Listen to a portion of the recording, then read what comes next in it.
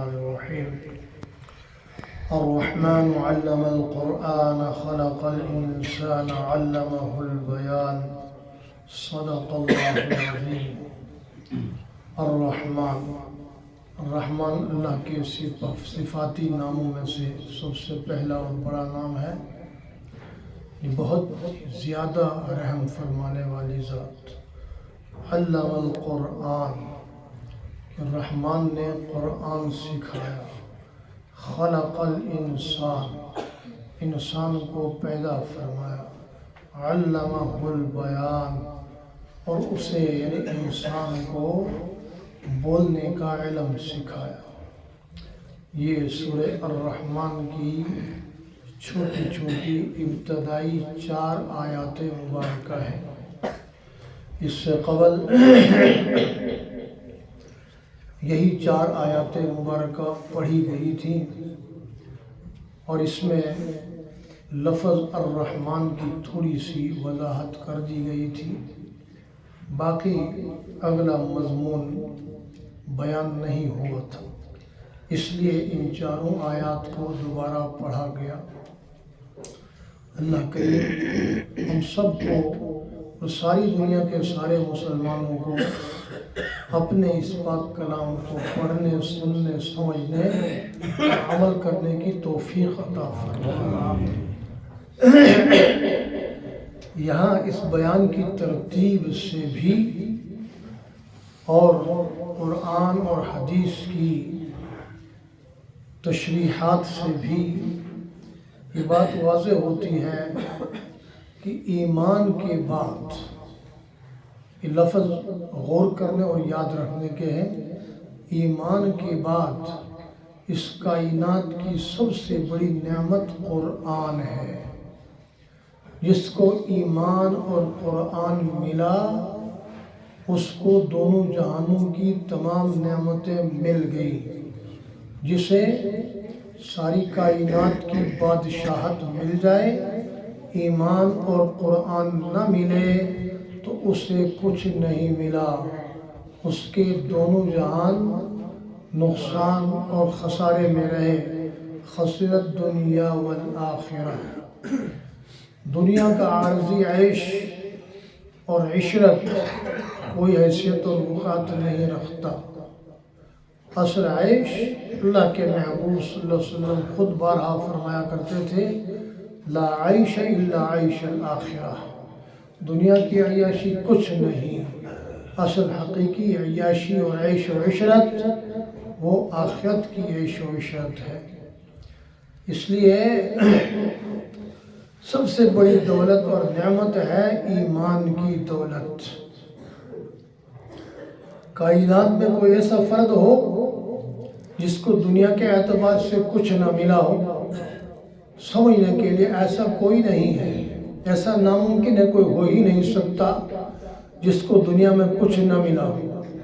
ہر انسان اللہ کی نعمتوں میں ڈوبا ہوا ہے.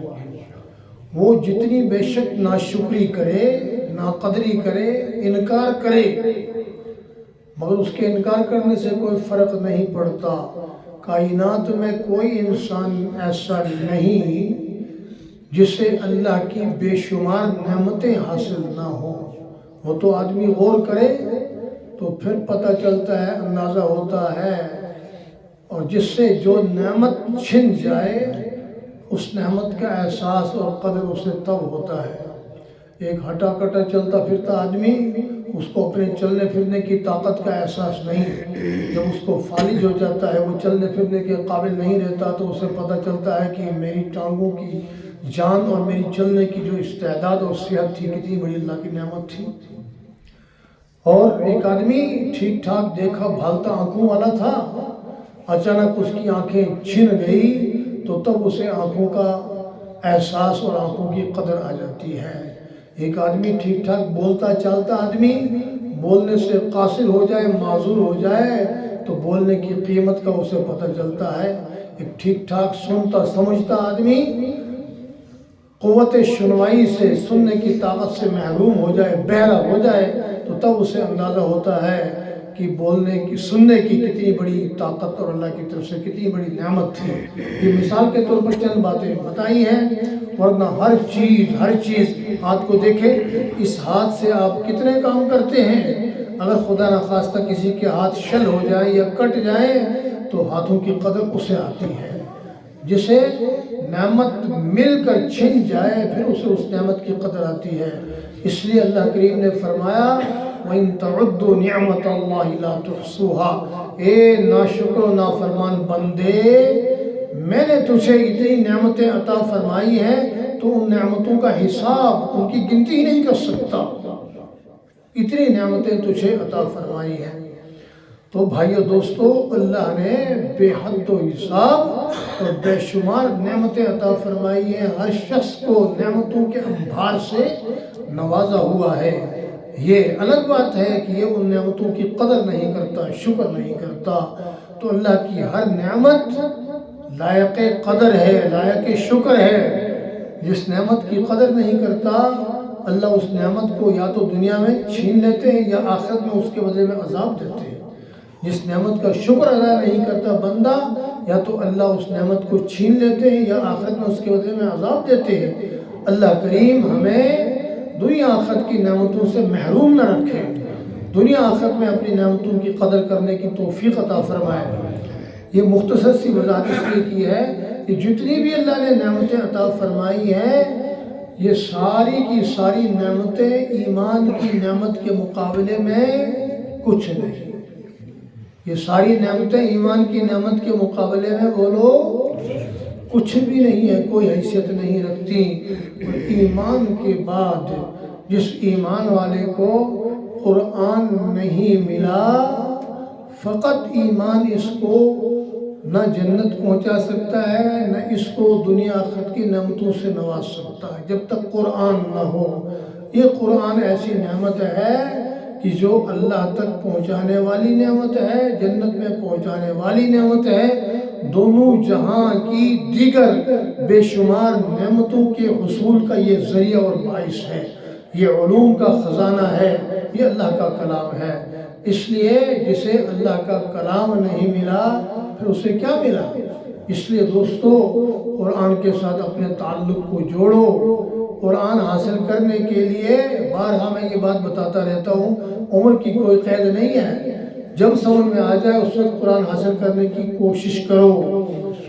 80 سال کی عمر ہے تو 80 سال کی عمر میں کھاتے نہیں ہیں، 80 سال کی عمر میں استنجا نہیں کرتے، 80 سال کی عمر میں جیب میں پیسے نہیں رکھتے۔ جب یہ کرتے ہیں تو قرآن کیوں مشکل ہے بھائی؟ منہ میں دانت ایک نہیں ہے پھر بھی کھانا کھاتا ہے۔ کبھی کسی نے کہا میرے دانت نہیں، میں نہیں کھاتا، تو پھر قرآن کیوں نہیں پڑھتا؟ بوڑھا ہونا کون سا عذر ہے؟ بڑی عمر ہونا، ان پڑھ ہونا کوئی عذر نہیں ہے۔ اس لیے قرآن پڑھنا شروع کر دو جب موقع ملے، جہاں موقع ملے، بلکہ ہر کام سے زیادہ ضروری ہے قرآن کے لیے موقع نکالنا۔ کل قیامت کے دن اللہ کے دربار میں کیا جواب دیں گے؟ باقی ساری دنیا کے سارے علوم سیکھ لیے، سب کچھ سیکھ لیا، نہ سیکھا تو میرا قرآن نہیں سیکھا۔ یہ ایسی چیز نہیں ہے نعوذ باللہ جس کو آج مسلمان نے کچھ نہیں سمجھا ہوا ہے، نعوذ باللہ من ذالک۔ الرحمن، رحمان وہ ذات ہے علم القرآن، جس نے قرآن سکھایا۔ تمام نعمتوں کا تذکرہ بعد میں آئے گا۔ رحمان کی پہلی مہربانی یہ ہے کہ اس نے قرآن عطا فرمایا۔ رحمان کی پہلی مہربانی یہ ہے علم القرآن، اس نے قرآن عطا فرمایا۔ ابھی کروڑ روپیہ مل جائے، ایک دوسرے کو کاٹ کے کھا جائیں گے، چھین لیں۔ کروڑ روپے کیا، کھرب روپے کیا، ساری دنیا اس قرآن کے ایک حرف کی قیمت نہیں ہے۔ اس کو لینے کے لیے کوئی تیاری نہیں، اس کو خزانہ سمجھا ہی نہیں۔ یہ وہ خزانہ ہے جو جنت کے خزانے عطا کرائے گا، یہ وہ نعمت ہے جو جنت کی نعمتیں دلوائے گا۔ اس لیے بھائیو دوستو، ہر حال میں، ہر عمر میں، ہر ایک کو قرآن حاصل کرنے کی کوشش کرنی چاہیے۔ علم القرآن، رحمان نے قرآن کی تعلیم دی۔ خلق الانسان، اے انسان تجھے اسی رحمان نے پیدا فرمایا۔ یہ بھی اس کی مہربانی کی صفت ہے کہ تجھے اس نے انسان بنایا۔ اب اسی بات پر غور کرو بھائیو دوستو، اگر خدا نخواستہ اللہ ہمیں پیدا کرنے کے بعد نہ کرتا تو وہ بات الگ رہتی، پیدا کرنے کے بعد ہمیں کتا بنا دیتا، کتا پیدا کرتا ہمیں، تو کیا آج کتے کو کوئی اعتراض ہے؟ تو ہمیں کیا اعتراض ہوتا؟ اگر خدا نخواستہ جس کا نام لینا شریف آدمی گوارا نہیں کرتا، جس جانور کا نام لینا، سور پیدا کر دیتا اللہ، تو ہمیں کیا اعتراض ہو سکتا تھا؟ اور ہمارا کیا استحقاق ہے، ہمارا کیا حق بنتا تھا؟ اور کوئی جانور پیدا کرتا، سانپ بچھو بنا کے اللہ پیدا کرتا، تو ہم انسان بننے کا کیا حق رکھتے تھے؟ یہ کوئی کم اس کی مہربانی اور نعمت ہے، انسان بنایا۔ اور انسان بنانے کے بعد جس کی کتنی بڑی نعمت ہے، جس کا تذکرہ پہلے ہوا کہ ہمیں ایمان نصیب فرمایا، ہمیں مسلمان بنایا۔ ایک سے ایک نعمت دوستو غور کرو کتنی بڑی ہے، پھر اس کے اوپر احسان در احسان، انعام در انعام، نعمت در نعمت۔ انسان بھی بنایا، مسلمان بھی بنایا۔ کسی اور دور میں اللہ ہمیں پیدا کرتا تو قادر تھا، مگر اللہ نے اپنے محبوب صلی اللہ علیہ وسلم کے دور میں پیدا فرما کر اپنے محبوب کی محبوب امت میں ہمارا شمار فرمایا۔ یہ اللہ کا کوئی کم احسان ہے؟ اگر انہی نعمتوں پر ہم ساری زندگی سجدے سے سر نہ اٹھائیں تو حق بجانب ہے۔ پھر اس کے علاوہ نعمتوں کی جو بوچھاڑ ہے، جو انبار ہے، خلق الانسان، تجھے انسان بنایا، یہ اس رحمان کی مہربانی ہے، تیرا کوئی حق نہیں تھا۔ اور علمہ البیان، تجھے یہ سب کچھ بنانے کے باوجود گونگا بہرا اندھا بنا دیتا تو تیرا کیا حق تھا؟ اس پر تیرا کیا حق تھا؟ اور اگر تو سمجھتا ہے کہ میرا حق تھا تو پھر جن کو اللہ نے گونگا بنایا ہے ان کا کیا قصور تھا بھائی؟ جنہیں بہرا بنایا ہے، جنہیں بولنے کی اللہ نے صلاحیت نہیں دی، ان کا کیا قصور تھا جو ہمارا قصور ہوتا؟ ان کا حق نہیں ہے جو ہمارا حق تھا؟ نہیں، کچھ نہیں، یہ بھی اس کی مہربانی ہے، اس کی کرم نوازی ہے، اس کا احسان ہے کہ اس نے بولنا سکھایا ہمیں۔ علمہ البیان، جو چاہتا ہے جس طرح کا چاہتا ہے بولتا ہے۔ یہاں پر مفسرین کرام نے بولنے کے ضمن میں اہم بات یہ بتائی ہے کہ رحمان نے جو قرآن سکھایا ہے، اس قرآن کو پڑھنے کی صلاحیت عطا فرمائی ہے، یہ اس کی بہت بڑی مہربانی ہے۔ علمہ البیان، قرآن کے الفاظ کو ادا کرنے کی صلاحیت عطا فرمائی ہے۔ اب کوئی شخص اس سب احسان کے باوجود قرآن کو نہیں پڑھتا، سمجھنے کی کوشش نہیں کرتا، تو یہ اپنا بہت بڑا نقصان کر رہا ہے۔ اس لیے بھائیو دوستو، قرآن کے ساتھ تعلق جوڑنا، قرآن کو پڑھنے کی کوشش کرنا، قرآن کو سمجھنے کی کوشش کرنا، پھر اس کے بعد اس پر عمل کرنا، یہ اس کی شکر گزاری ہے اور اس کا حق ادا کرنا ہے۔ اور اگر ہم قرآن کو سیکھنے، سمجھنے اور سننے کی کوشش نہیں کریں گے تو نعوذ باللہ من ذالک، ہم قرآن سے دور ہو جائیں گے اور قرآن کا حق ادا نہیں کریں گے، اور قیامت کے دن قرآن بھی اور صاحب قرآن بھی، اللہ کے محبوب صلی اللہ علیہ وسلم بھی قیامت کے دن جو لوگ قرآن نہیں پڑھتے ان کے خلاف اللہ کی عدالت میں کیس دائر کریں گے۔ ہاں، 19ویں سپارے کا پہلا صفحہ کھول کر دیکھو، ترجمہ پڑھو، جس عالم کا لکھا ہو ترجمہ تمہیں پسند ہے وہ پڑھو۔ وقال الرسول یا ربی، وہ محبوب خدا، وہ سفارشیں کرنے والے، وہ شفاعت کرنے والے، وہ جن کے لیے اللہ نے ساری کائنات بنائی، وہ رحمت والے نبی قیامت کے دن اللہ کے دربار میں یہ درخواست کریں گے۔ وقال الرسول، پیغمبر کہیں گے، محمد صلی اللہ علیہ وسلم کہیں گے، یا ربی، اے میرے پروردگار، میری قوم نے ھذا القرآن مہجورا، ان لوگوں نے قرآن کو چھوڑ رکھا تھا، قرآن کو انہوں نے نہیں پڑھا، قرآن کو سمجھنے کی کوشش نہیں کی، قرآن پر عمل نہیں کیا، تو پھر اس وقت کیا جواب دیں گے؟ اس لیے بھی بھائیو دوستو، قرآن کے ساتھ تعلق جوڑو، جس عمر میں جس حال میں ہو، ایک ایک لفظ پڑھنا شروع کر دو، کل قیامت کے دن اللہ کو منہ دکھانے کے قابل ہو جاؤ۔